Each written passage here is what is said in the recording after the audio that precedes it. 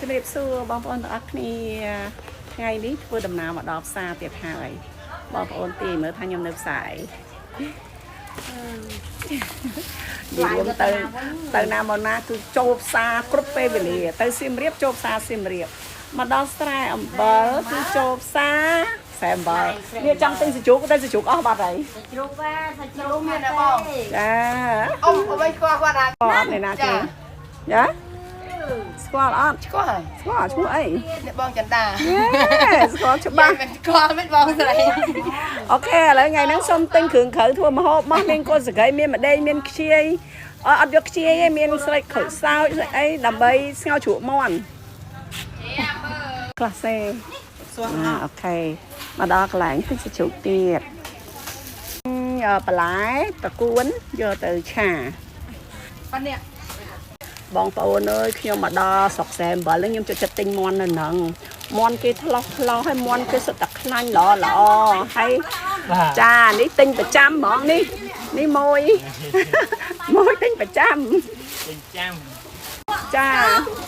ហើយមកដល់នេះគឺចូលចិត្តទិញម្ហូបអាហារគ្រឿងសមុទ្រនៅនេះល្អហើយជាពិសេសគឺចូលចិត្តខ្លាញ់យ៉ាងគេគឺមាន់ហ្នឹងហ្មងចាហើយមានទិញខ្ទះទៀតចាដោយសារតែពិតខ្ទះមានប្រើស្រាប់ហើយប៉ុន្តែចង់ប្រើខ្ទះ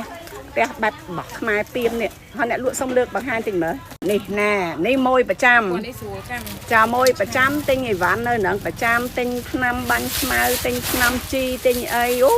ប្រចាំឲ្យវេលុយឲ្យគ្នារហូតដល់ដៃឃើញមុខទេអត់ទេគោយកទៅតាមអត់ហើយនេះបងប្អូនទាំងអស់គ្នាទិ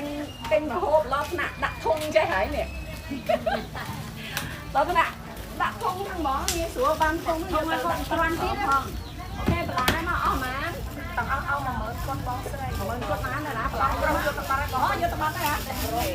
យកទៅហូបដល់ណានេះអត់ទិញដាក់ធុងយកទៅហូបដល់ណានៅផ្ទះលំហែទៅបបចាសេចក្តីតែឃើញបន្លែគឺទាញទូរស័ព្ទថតឲ្យសម្លឹងឃើញថាអូយមានត្រាវតាពាំងអញ្ចឹងគួរតែធ្វើអីខសជប់ពាំងអូអ្នកលក់អីទិញគេឲ្យអស់លីងមកដល់ឃើញណៃនេះអត់បានជួយទិញខាងនេះទេអូខេរៀបរាប់អស់ហើយបងប្អូនទាំងអស់គ្នាការដើរផ្សារទិញម្ហូបអាហារនៅក្នុងផ្សារស្រែអំបិលទឹកដីខេត្តកោះកុងអូខេជួបគ្នានៅផ្ទះលំហែចង់ចាំអេកូឡូចាបាយបាយ